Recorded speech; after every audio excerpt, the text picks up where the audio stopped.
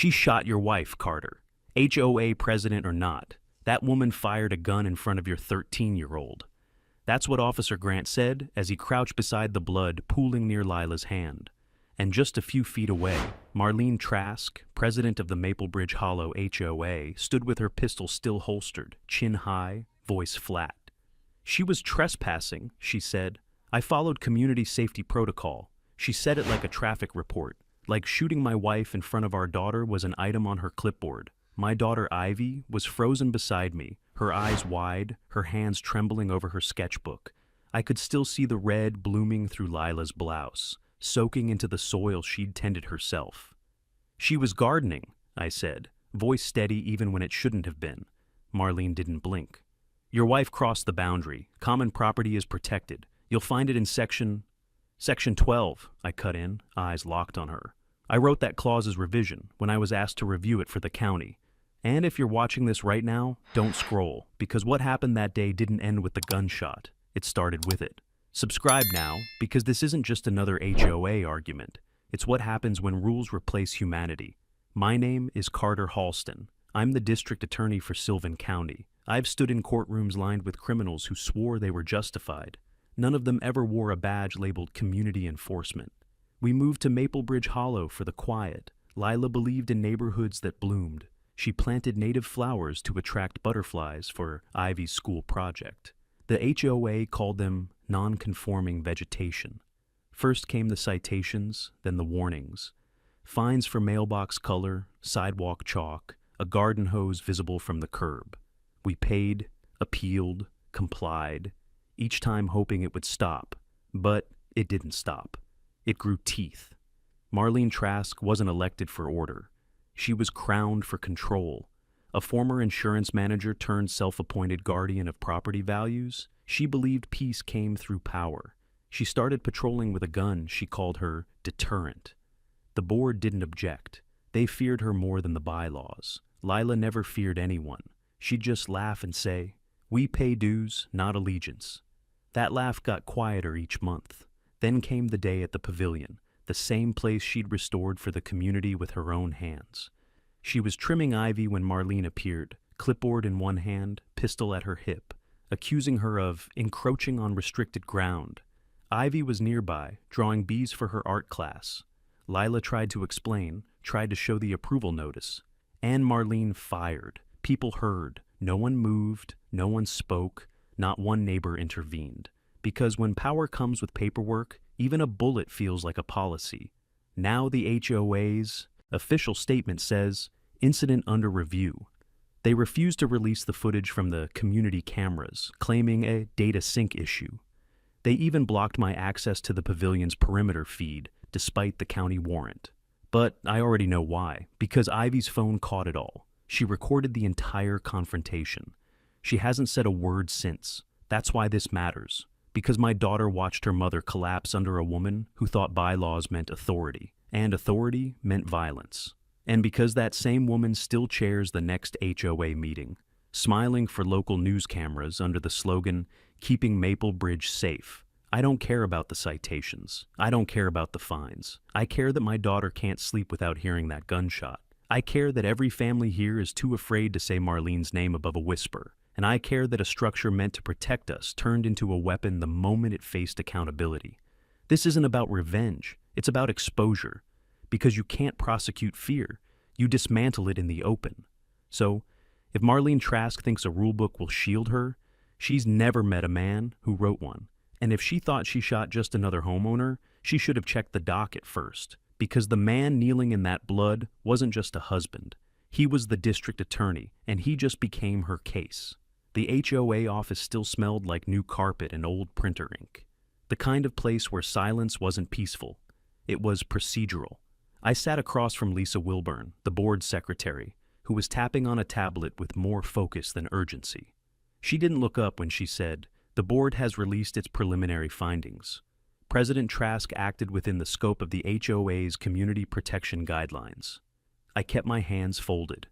If I opened my mouth too early, the dam might break. "She discharged a weapon," I said, calm as I could manage, "on community property, into another human being. Lisa's eyes flicked up for just a second. The bylaws allow for enforcement discretion during safety escalations. And what was the escalation, I asked? That my wife was planting milkweed along a concrete border she herself restored?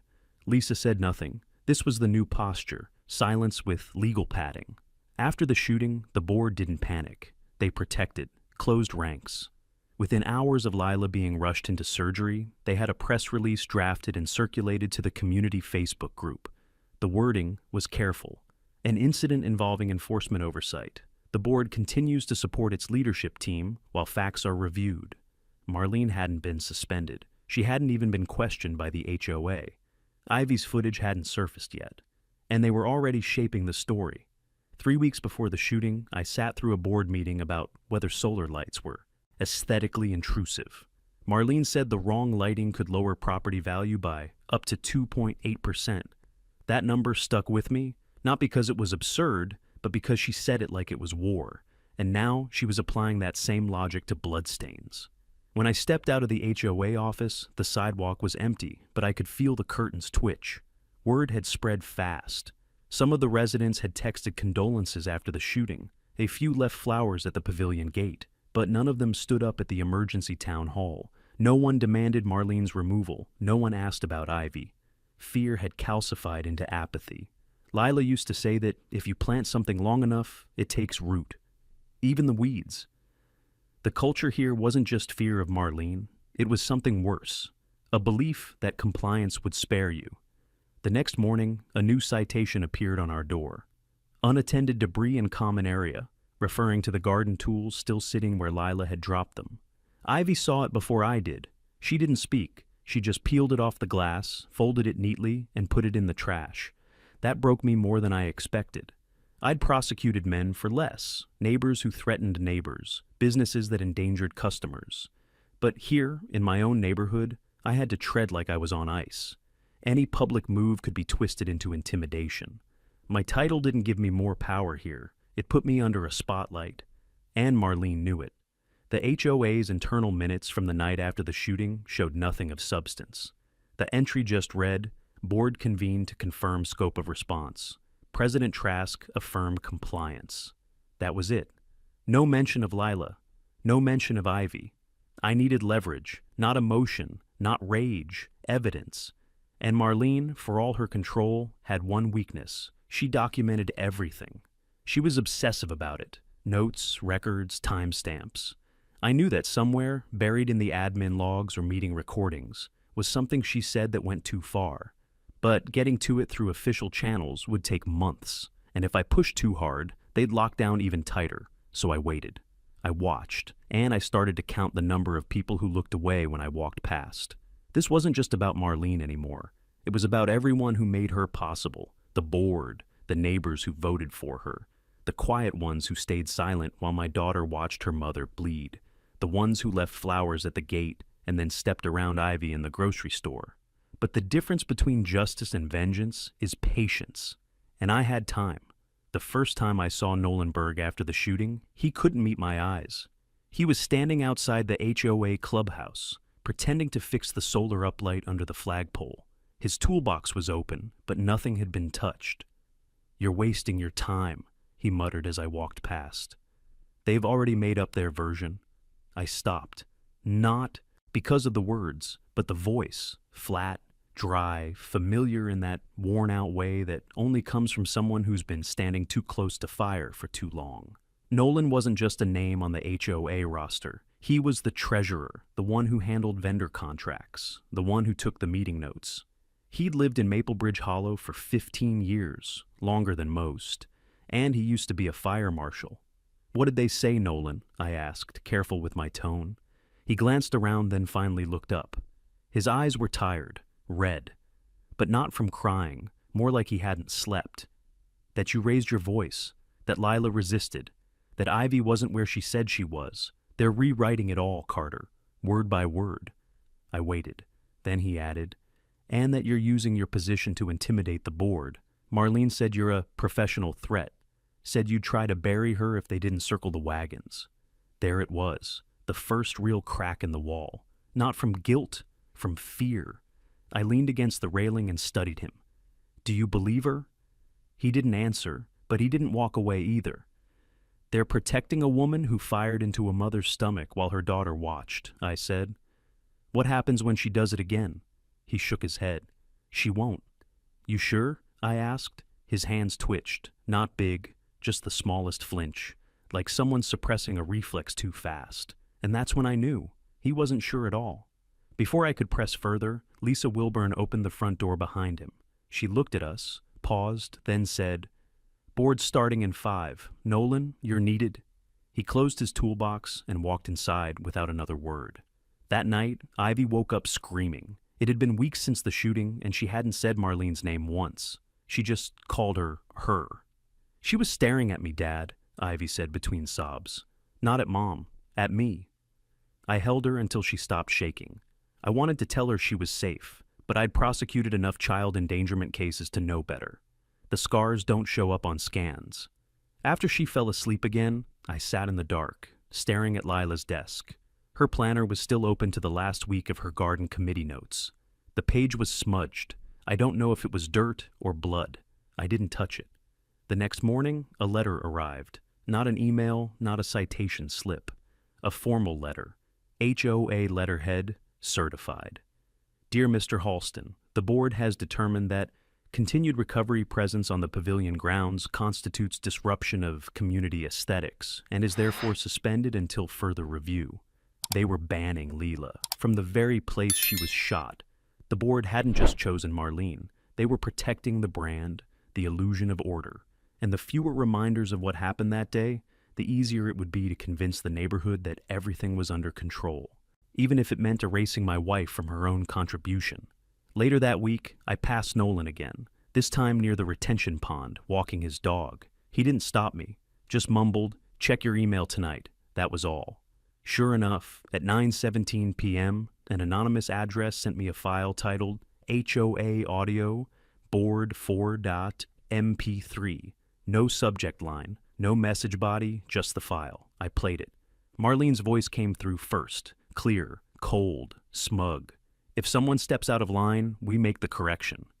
If it scares people into following the rules, that's the cost of compliance. I'm not here to win popularity." Silence.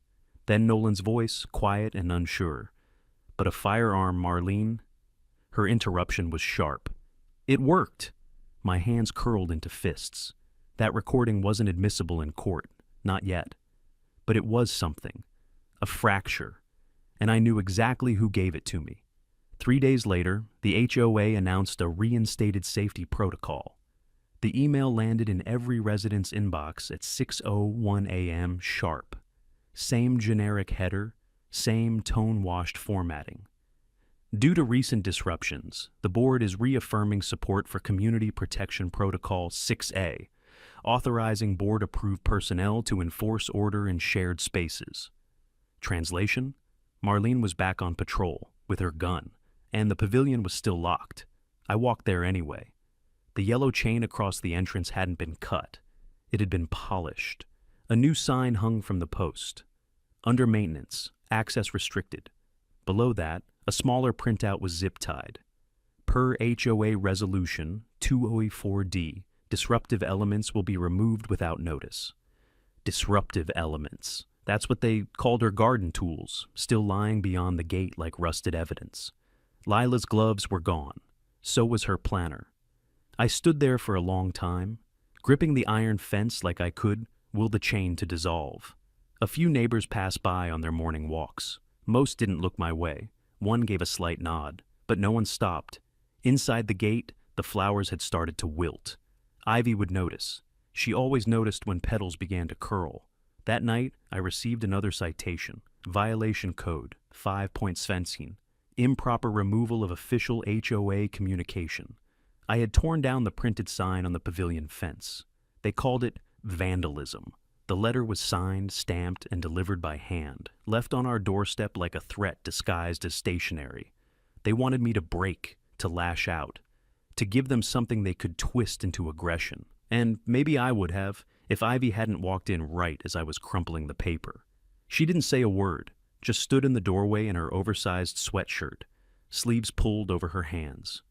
"Can I go see the pavilion?" she asked. "No," I said too fast. "It's closed." She nodded. Not disappointed, just hollow. Like she'd already known the answer and asked anyway because silence was worse. Later, after she went to bed, I opened the HOA's website. Most of it was locked behind board access, but some documents were public: quarterly reports, vendor contracts, and a digital calendar. I scanned every entry, every meeting, every footnote, and then I saw it. 3 days before the shooting, the board had held an unscheduled vote to expand on-site enforcement roles for Marlene under an emergency clause. It was buried in the calendar metadata, not in the minutes, not announced to the residents. They had approved her escalation after months of citations, veiled threats, and sidelong glances. But before a single shot was fired, they didn't just allow it, they premeditated it. The clause used language like deterrent presence, visual authority, and physical assertion of HOA mandates. It was all legal cotton candy, sweet on the outside, hollow inside. I printed it, highlighted the timestamp, then went to the clause itself. 6A buried in the bylaw archives, and right there in black and white, they had authorized the use of visible self-defense tools in the execution of HOA enforcement. They knew. They'd given her permission. I called an old colleague, Ryan Tesaro, a county legal analyst who used to specialize in municipal policy abuse. We hadn't spoken in over a year. I didn't give him names, just asked, if a private HOA pre-authorizes armed enforcement without formal security certification, could that expose the board to civil liability? He was quiet for a moment, then, "Depends who gets hurt and who talks." "They shot a woman," I said. "With their blessing."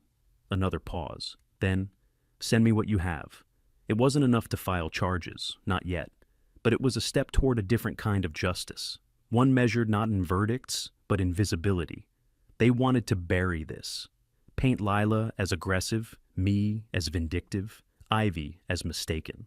They wanted the HOA to stay pristine, untouchable, but now I had a paper trail, and soon so would the rest of the county. It was Ivy who gave me the key piece. Not with words, she still wasn't speaking much, but with the video, the one she recorded that day. She hadn't shown it to me right away. Maybe she was afraid, or ashamed, or maybe she didn't want to remember it at all. But on a quiet Saturday morning, she walked into my office and handed me her phone. "I saved it before they took Mom's things," she whispered. I stared at the screen for a long time before I pressed play. It began innocently, like a child recording a project. Lila was crouched near the pavilion's edge, humming softly while arranging planters. Ivy's camera focused on the bees darting from flower to flower. Her voice in the background, "These are native species. The HOA approved them in April." Then Marlene entered the frame, clipboard in one hand, firearm visible on her belt. Her tone wasn't raised, but her words were sharp. "You've exceeded the shared ground. Border by 6 inches. That's grounds for enforcement." Lila stood, confused but calm.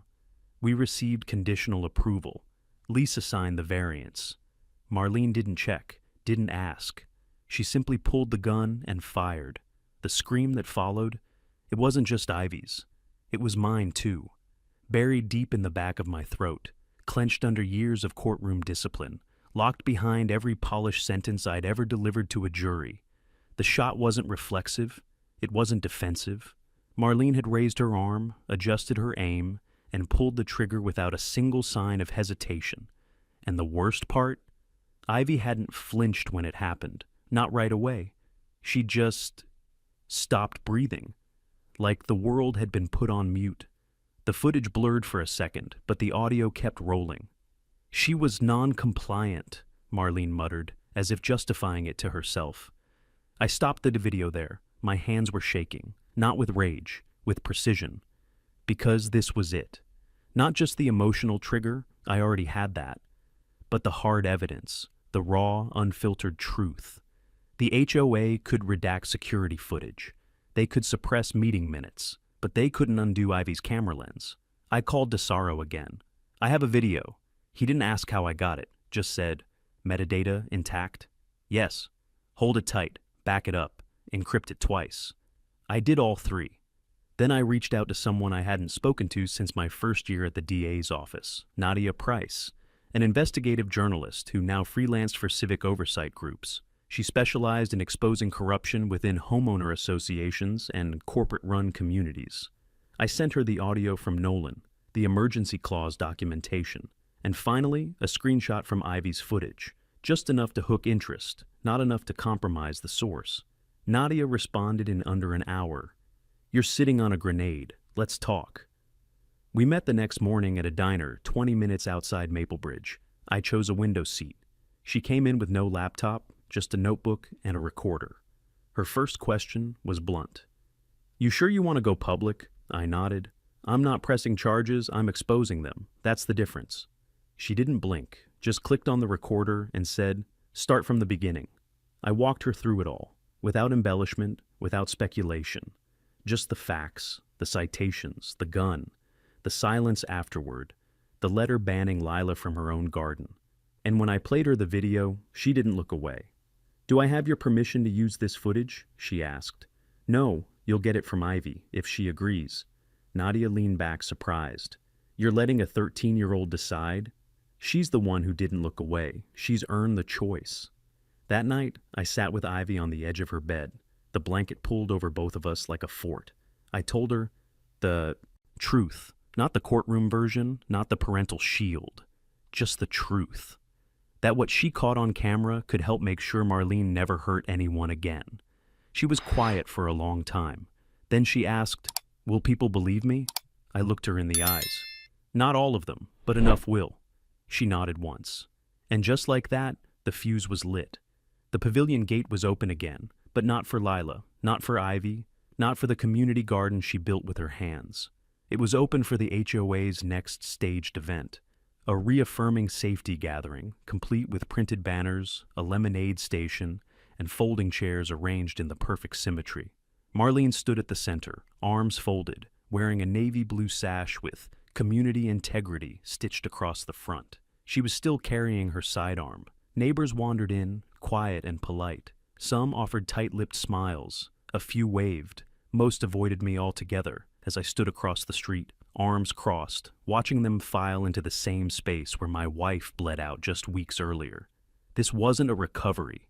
It was a whitewash. A man I didn't recognize approached me from behind and cleared his throat. "You the one they say is trying to sue the board?"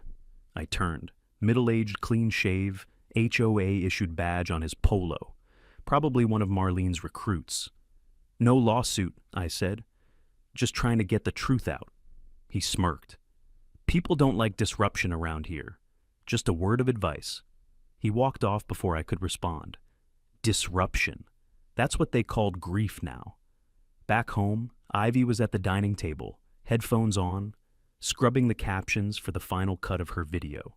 Nadia had sent her the latest edit, 30 seconds long, trimmed to the bare essentials. No gore, just Marlene's voice, the slow draw of the weapon, and the moment she said, "This is enforcement." Ivy was the one who insisted it stay in her voice. No overlays, no edits, no commentary. She said it like it meant something, she'd told me, like she believed it. Nadia had been working behind the scenes for a week, fact-checking every document, verifying timestamps, and running background on the HOA's incorporation process. She found a few inconsistencies, dates that didn't match, a missing vote log from 2018, and a subcontractor payment made to a company Marlene's cousin owned. It wasn't illegal, but it was dirty, and it gave the story teeth. The plan was to go live in 48 hours. Meanwhile, the HOA tripled down. New flyers appeared on porch rails overnight, warning about media infiltration and unauthorized recordings. They added cameras to the pavilion corners and posted board-only access hours. But they were too late. That evening, Nolan came to the house. He didn't knock at the front. He came through the side gate and waited near the garden beds Lila had once weeded with Ivy in the spring. He looked tired, more than usual, like he hadn't just lost sleep, but something heavier. Trust, maybe. "You should know," he said, voice low. "They've retained a crisis PR team, out of state. The kind that flips narratives for politicians in trouble." I nodded. "That tells me they're scared." He held out a USB. "Meeting backup. They tried to delete it off the cloud, but I kept physicals. This one's from 6 months ago. I plugged it into my laptop later that night. The audio crackled for a few seconds before stabilizing. Marlene again. If residents won't comply with aesthetics voluntarily, we introduce a deterrent, visual, structural, emotional, nothing serious, just enough to assert presence. Someone else on the board asked, "Are we actually allowed to say that?" Marlene replied, "It doesn't matter what we say, it matters what they fear." There it was. I emailed it to Nadia. The next day, Ivy printed out a photo of Lila kneeling beside the pavilion, holding a pot of marigolds. She taped it to the front of our mailbox with a handwritten note. She belonged here. It wasn't loud. It wasn't political. But it was the first time Ivy put something in public since the shooting, and that meant more than she realized. Later that night, as I stood alone in the kitchen, I heard her quietly humming, the same tune Lila used to hum while planting. And that's when I knew.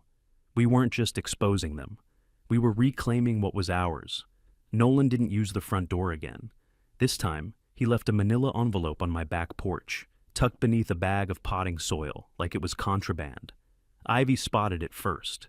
"There's something by the rosemary," she said, eyes narrowing.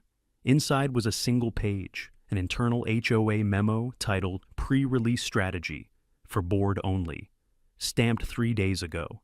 It outlined the planned spin cycle to combat online misrepresentation. The language was scrubbed clean, but the meaning was sharp. Anticipate retaliatory narratives from affected household. Deploy positive messaging from compliant residents. Position enforcement action as contextually justified due to prior warnings and repeated violations. No mention of Lila's name, just affected household. No remorse, no reconsideration, just containment. There was a sticky note on the back in Nolan's handwriting. They're bringing in a lawyer for public optics, not legal defense, media management only. You have 24 hours before they try to kill the story. That night, Nadia called. The story was ready. She'd verified every document, traced the HOA's budget misallocations, and confirmed the board's failure to file amended bylaw updates for the last 2 years. The forensic audio technician had authenticated both the Nolan recordings and Ivy's footage. Metadata intact, no signs of tampering. "We'll lead with the video," Nadia said. "Then layer in the timeline. We'll make it about systemic abuse, not just a single shot." "And Ivy?" I asked. "She's the heart of the story," she said, "but only if she still agrees." I knocked on Ivy's door around midnight. She was still awake, tracing lines in her sketchbook, over and over, the outline of a woman's hand in a garden glove. "She's ready," she said before I could ask. "I want people to see what I saw. I want them to hear her voice before she pulled the trigger." I nodded, didn't trust myself to speak. By morning, the video was scheduled for release at 5 p.m. sharp. At 9:17 a.m., the HOA sent out a mass email titled Urgent Community Misrepresentation Alert. It warned residents of malicious editing, selective footage, and ongoing attempts to destabilize Maplebridge values. It ended with a subtle threat. Legal action may be taken against individuals who defame the board or circulate confidential materials. 10 minutes later, someone slid another citation under our door. Violation code 8.01, unauthorized media interactions. They weren't even pretending anymore. I walked to the pavilion. Marlene was there, standing at the edge of the flower beds with her arms crossed, talking to a local reporter from the HOA's newsletter, an in-house PR piece dressed like journalism. She smiled when she saw me, not with warmth, with readiness. "Enjoying the show?" she called out. "Just admiring your confidence," I said. "You won't win, Carter," she said. "People like structure. They like order. No one wants to believe their HOA president is a threat. You shot an unarmed woman." Her smile didn't falter. "The footage is inconclusive. That girl of yours was trembling? Who's to say the angle wasn't distorted?" "You didn't even look at her," I said. "She was 13, and you never even looked at her." Marlene turned away, brushing imaginary lint from her blouse. "The board stands with me. We'll see where the county stands by tomorrow." She didn't respond. I didn't expect her to. Back home, Ivy and I sat side by side on the couch as the upload bar inched across the screen. Nadia's headline was simple: "Shot in the garden, How a homeowners association crossed the line. The thumbnail was Ivy's frame, Marlene's hand frozen mid-draw, her mouth forming the word enforcement. We released it at exactly 5:00 p.m. By 5:07, it had over 10,000 views. By 5:12, someone had emailed me a copy of the HOA's emergency board response meeting agenda. And by 5:30, 2 news vans were circling the outer entrance of Maple Bridge Hollow, looking for a place to park. It had begun. The walls they built to hide behind were starting to crack. And Nolan? He was finally standing on the right side of the line. The first knock came at 6:02 a.m. I was already up. Ivy hadn't slept. I heard her pacing her room all night. By dawn, she was back at the dining table, staring blankly at the view count, the comments, the reposts. People weren't just watching. They were reacting, angry, stunned, sharing stories of their own HOAs, of unchecked power, of silence turned into law. The knock came again, firmer this time. When I opened the door, it wasn't a neighbor. It was a man in a fitted blazer holding a slim briefcase and a soft smile. "Mr. Halston," he said, "my name is Gareth Vane. I represent PR Counsel Group, retained by the Maple Bridge Hollow HOA. I was hoping we could discuss a mutually respectful way to move forward." "Forward from what?" I asked, not moving aside. He adjusted his lapel. "From what we perceive as an unfortunate misrepresentation of an isolated incident, one that's damaging the integrity of this community." There it was. I didn't reply, just stepped onto the porch and closed the door behind me. Vane continued. "The board is prepared to offer a full mediation session, complete with amended HOA policies, a public acknowledgement of grief, and a privately issued apology. In return, we'd ask that your daughter's footage be retracted for the sake of community unity." I almost laughed. "Community unity?" He didn't blink. "We believe in reconciliation." I stepped a little closer. "Tell Marlene that reconciliation doesn't come with preconditions, and if she's truly sorry, she can deliver her apology somewhere other than the HOA's newsletter, like a courtroom." Vane gave the same rehearsed nod I'd seen from 100 defendants trying to fake remorse. "We'd prefer to avoid legal escalation." "Then tell her to resign." He opened his mouth like he might object, but thought better of it. I didn't wait for a reply, just turned and shut the door. Inside, Ivy was watching the live view tracker tick past 70,000. Her eyes were heavy, but steady. "Ignore the trolls," I said. "That flood always comes first." "I'm not scared of them," she said. I believed her. By noon, Nadia called. 3 news stations had picked up the story. One of them requested a formal interview with Ivy. Another wanted comment from the district attorney's office, my office. I forwarded them to the press liaison. At 1:14 p.m., Nolan sent a single text. "They're splitting. Leases breaking off. Board's calling an emergency vote. Marlene doesn't know yet." The next hour was a blur. I combed through archived footage Nadia had pulled from HOA video logs. Grainy at times, but enough to show Marlene confronting residents, issuing verbal correction notices, with her hand near her weapon more than once. It wasn't the gun alone, it was the pattern, the escalation.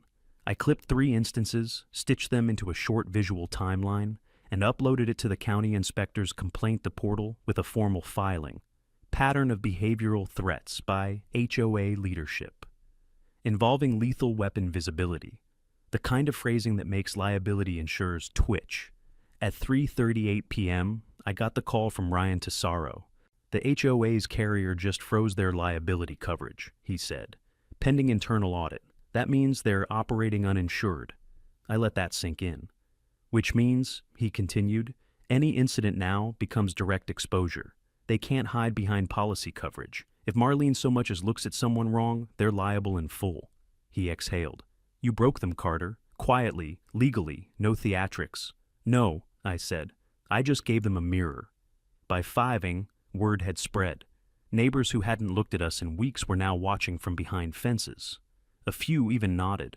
One woman left a basket of fresh bread and a note. "Thank you for showing us what we refused to see." Ivy read it twice, then tucked it in her sketchbook like a pressed flower.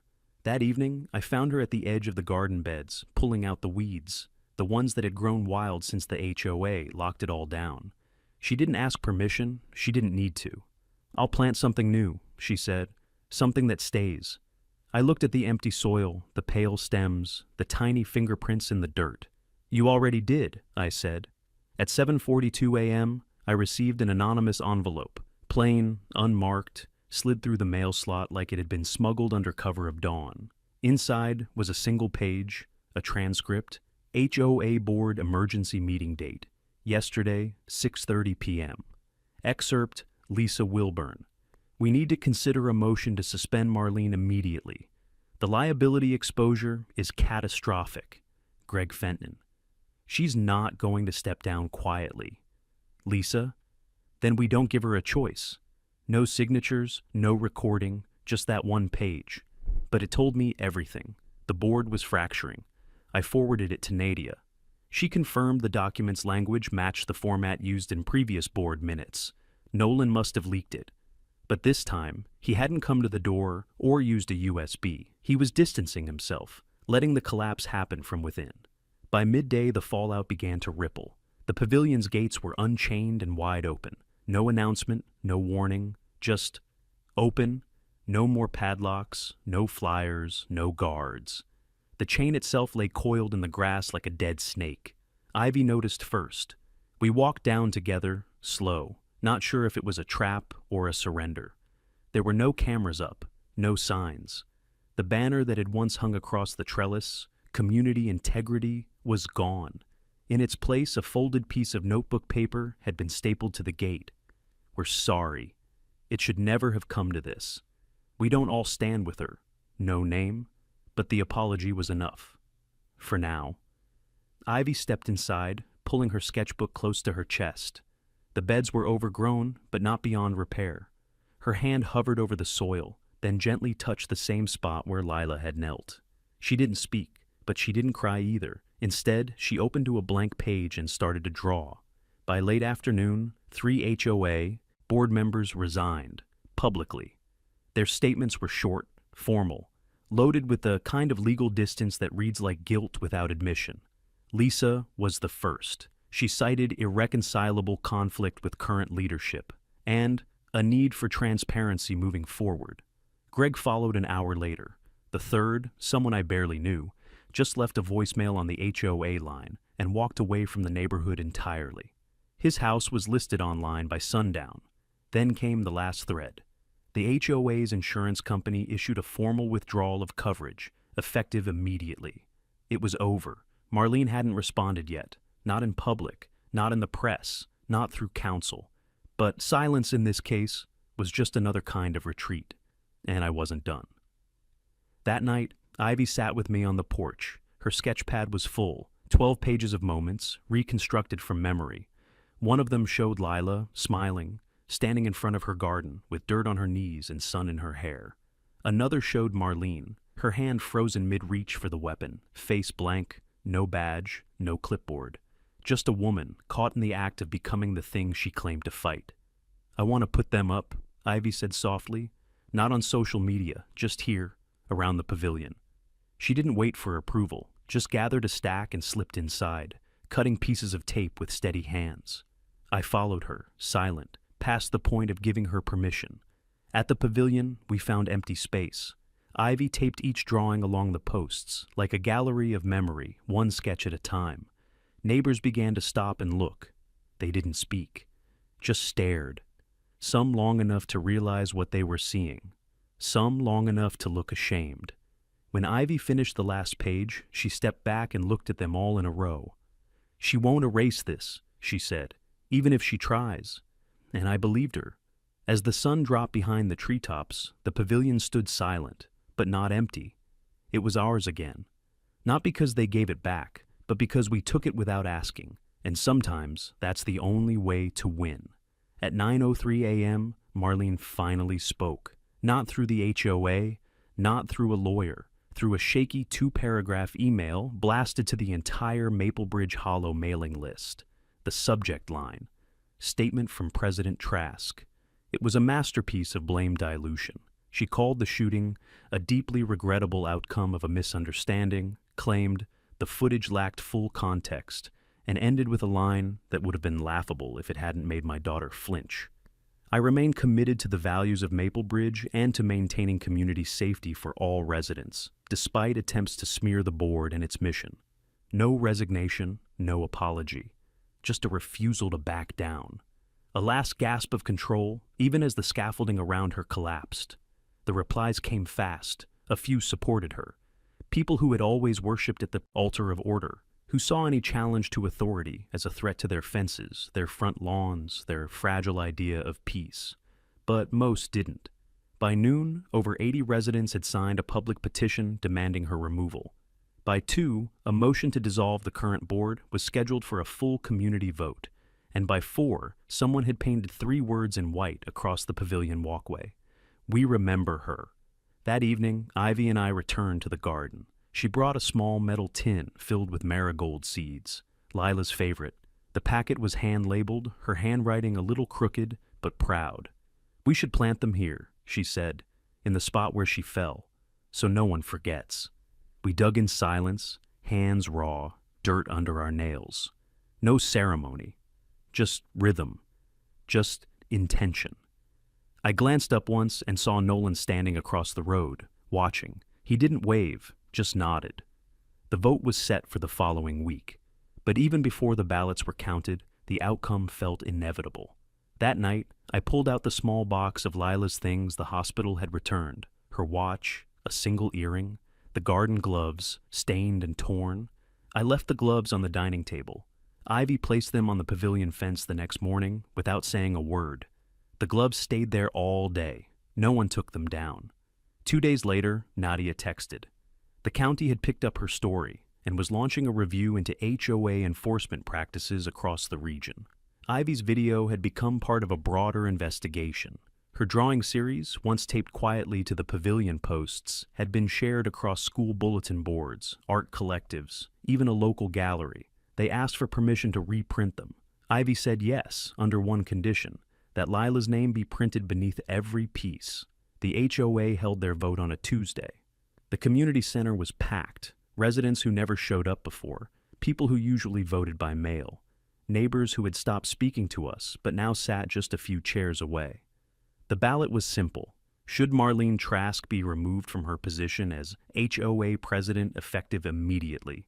There was no speech, no debate, just a quiet wait. When the results came in, the air didn't erupt. It exhaled. 87% in favor. Marlene left the meeting without a word, no eye contact, no last stand. Just a hollow woman walking out of the room she once ruled like a kingdom. She moved out of Maplebridge Hollow 2 weeks later. The pavilion was rededicated that same weekend, quietly, without ceremony, just neighbors returning to the space as if it had never been taken from them. Ivy hung a laminated print of her drawing, the one of Lila kneeling beside the planter, and pinned it to the pavilion wall with a clear sleeve. Underneath she wrote, "For the ones who stay kind, even when power forgets them." That was the first time I cried in front of anyone since the shooting. Not because we won, but because Ivy had started to smile again. The final board meeting was moved to the elementary school gymnasium. The clubhouse had become too small and too symbolic. People didn't want to walk through that glass door anymore. Not after what had happened, not after what they'd allowed. Rows of folding chairs filled the space beneath fluorescent lights. Basketball lines stretched beneath polished shoes. A banner for the upcoming fall festival hung askew near the backboard. For once, it didn't feel like an HOA tribunal. It felt like a reckoning. I arrived just before it started, not as the district attorney, not even as a speaker, just as a resident, a father, a husband. The man who had once stood in blood while the board debated property lines. Ivy was next to me, her fingers wrapped around the spine of her sketchbook. She'd brought it, just in case. Lisa Wilburn stood at the podium. Not Marlene, not anymore. Lisa looked different now, tired, unsure, her voice just a little too soft to fill the room. We're here today to discuss a full restructuring of the Maplebridge Hollow Homeowners Association, she began, including the revision of all enforcement policies, oversight guidelines, and member rights. People didn't clap, they listened. She continued, outlining a proposal for dissolving the enforcement committee, banning any future use of weapons by board officials, and implementing a third-party ethics review panel for all citations moving forward. Then came the open floor. An older man spoke first, voice shaking as he recounted how Marlene once threatened his wife over a hanging flower basket. A mother described how her son had been cited for skateboarding on the sidewalk after school. A teenage girl said she'd been warned not to walk her dog after 8 p.m. without reflective apparel. None of them had spoken up before, but now the silence was broken. Finally, Lisa asked if any final statements would be made. One or two people glanced my way, then quickly looked down again. I didn't move, but Ivy stood. No one stopped her. She walked to the front, all 5'2" of her, in scuffed sneakers and a hoodie with faded ink from her last art class. She placed her sketchbook on the podium and opened it to the page of Lila planting marigolds. "My mom didn't break any rules," she said quietly. "She just loved flowers." The room was still. She got permission. She followed the process. But that didn't matter, because someone decided that rules were more important than people. She turned the page to the drawing of Marlene, half-shadowed, half-weapon. I saw everything. I remember every second. She didn't shoot because she was scared. She shot because she was used to everyone backing down. Ivy took a breath. Her voice didn't shake. "Please change the rules, not just the paper ones, the ones in your heads, the ones that make you think power means pointing at someone and saying, 'You don't belong here.'" She closed the book and walked back to me. I didn't speak. I didn't need to. She'd said what I couldn't. Lisa cleared her throat. "Thank you, Ivy Halston. Your words have been recorded in the meeting's permanent transcript." And then, for the first time in HOA history, the residents voted on record for a full policy overhaul. It passed, not by a narrow margin, by a landslide. Afterward, people lingered, not out of obligation, out of something quieter. Maybe shame, maybe healing. Nolan approached us in the hallway. "She did more in 5 minutes than we did in 5 years, he said. Ivy smiled faintly. "You helped. You gave us the start." He nodded and walked away. Outside, the sky had turned the color of dust-split lavender, the kind of evening Lila would have insisted we walk through barefoot, just to feel the chill settle into the grass. Ivy looked up at me. "Can we go to the pavilion?" We did.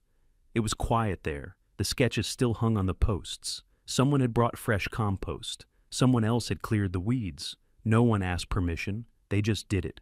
For the first time in a long time, Maplebridge felt like a neighborhood again. Not because of the rules, because we rewrote them. They renamed the pavilion 2 weeks later. No vote, no plaque. Just a simple hand-painted wooden sign hung above the entrance, secured with wire and hope. It read, "Lila's Grove." It was Ivy's idea. She didn't ask for approval. She didn't bring it to the board. She just made it. Pressed the brush herself, sanded the corners, painted her mother's name in soft, trailing cursive that looked like wind moving through leaves. Nobody took it down. By then, the garden had begun to heal. Neighbors had started leaving things, seedlings, stones with names painted on them, handwritten notes folded beneath flower pots. What started as quiet memorials became something else: collective ownership, shared peace. The HOA board was gone. A new one had been elected, smaller, volunteer only, bound by stricter transparency laws and barred from any enforcement roles beyond code compliance and lawn reminders. No weapons, no patrols, no threats. Marlene left the state entirely. Her house sold fast, too fast. Rumor had it, she tried to sue for defamation. The insurer refused to represent her. Without board protection, she was just another woman trying to outrun a headline that now lived online forever. The last time I checked, Ivy's video had reached over 4 million views. News outlets had done follow-ups, think pieces. Legal analysts broke down the failures of HOA power structures across the country. State legislation was quietly being drafted. Nothing major yet, but the door had cracked. Change was happening, and it started with a girl who refused to look away. On a quiet Sunday morning, Ivy and I stood at the edge of the garden beds. The marigolds she planted had bloomed late, fiery yellow, orange, and rust red. Lila's gloves still hung on the fence. Post, now weathered and faded. The fabric stiff from dew and sun. Ivy reached for them, held them for a moment, then let them go. They belong here, she said. I nodded. A young couple walked past with a toddler holding a pinwheel. The little girl stopped, pointed at one of Ivy's sketches still taped to the pavilion post, and asked, "Who's that lady?" Ivy knelt beside her. "She was someone who made things grow," she said. The girl smiled. "Can I draw something too?" "Of course," Ivy said. "This garden's for everyone now." And it was, not because of policy, not because of bylaws or procedures, but because a community finally remembered what it was supposed to be. A place to live, not a place to fear. That night, I pulled out Lila's last notebook. There, scribbled in the margin of a garden supply list, was a quote she must have loved. I hadn't noticed it before. It read, "The smallest seed cracks stone if you let it grow long enough." I left the notebook open on her nightstand. Ivy saw it the next morning, traced the words with her finger, and said nothing. She didn't have to. We'd already cracked the stone. And if you've made it this far, you know this wasn't just a story about a shooting. It was about a system built on silence, about what happens when power forgets the people it was meant to serve, and what it takes to remind them. Subscribe and don't miss our next story. HOA Karen let my wife bleed out after a fall. She didn't know my brother runs the state forensics lab. Trust me, you'll feel it. And tell me in the comments, what injustice should we tackle next?